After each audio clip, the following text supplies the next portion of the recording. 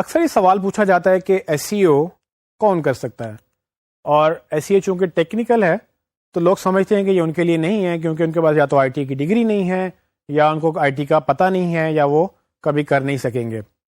سو اس video میں ہم یہ ڈسکس کریں گے کہ یہ کورس کس کس کے لیے ہے، اور آپ کو کیا چاہیے اس کورس کو کرنے کے لیے اور کیا نہیں چاہیے، اور اگر کچھ چاہیے بھی تو وہ کیسے آپ کو ہیلپ کرے گا. تو پہلی بات تو آپ یہ انڈرسٹینڈ کریں کہ یہ کورس سب کے لیے ہے. سب سے مراد سب سے، مطلب یہ کہ اگر آپ کو کچھ بھی نہیں آتا یا آپ نے کچھ بھی نہیں کیا، آپ کو فرسٹ ٹائم گوگل کا پتہ چلا ہے، آپ کو فرسٹ ٹائم سرچ انجن کا پتہ چلا ہے، آپ پھر بھی یہ کورس کر سکتے ہیں. اس کورس کو ہم نے ڈیزائن اس طرح سے کیا ہے کہ کوئی بھی کسی بھی بیک گراؤنڈ سے سٹارٹ کرے گا اور وہ اس کو سیکھ سکے گا. میری نظر میں 4 چیزیں آپ کو چاہیے اس کورس کو کرنے کے لیے، اور وہ بہت ضروری ہیں. اس میں سب سے پہلی چیز ہے پیشن. آپ کو لگن ہونی چاہیے اس کو سیکھنے کے لیے.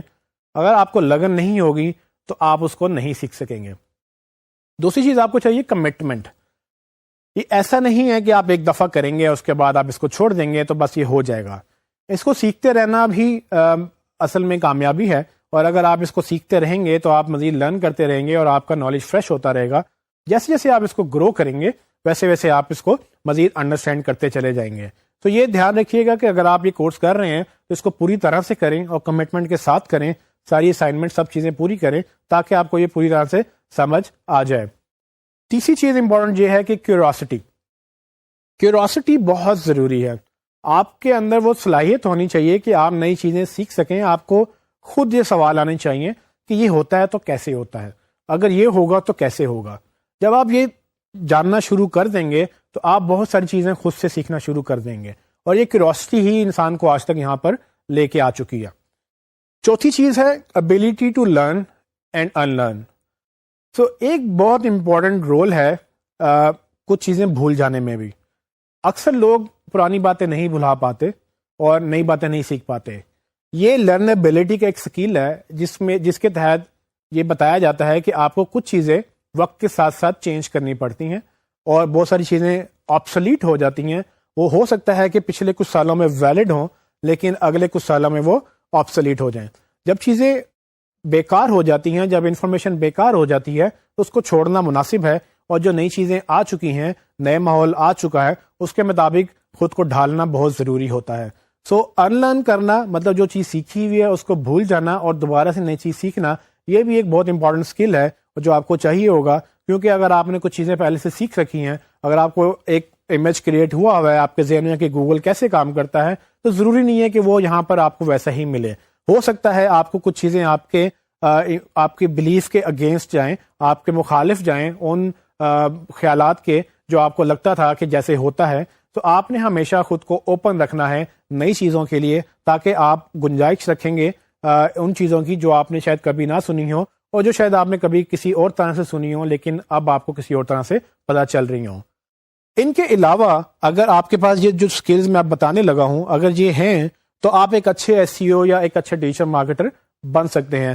جن میں سب سے امپورٹنٹ بات تو انٹرنیٹ کا نالج ہے. اگر آپ کو انٹرنیٹ نہیں آتا تو آپ کے لیے مسئلہ نہیں، آپ سیکھ سکتے ہیں، لیکن اگر انٹرنیٹ آتا ہے تو آپ کو باتیں زیادہ جلدی سمجھ آئیں گی اور زیادہ اچھی طرح سے سمجھ آئیں گی.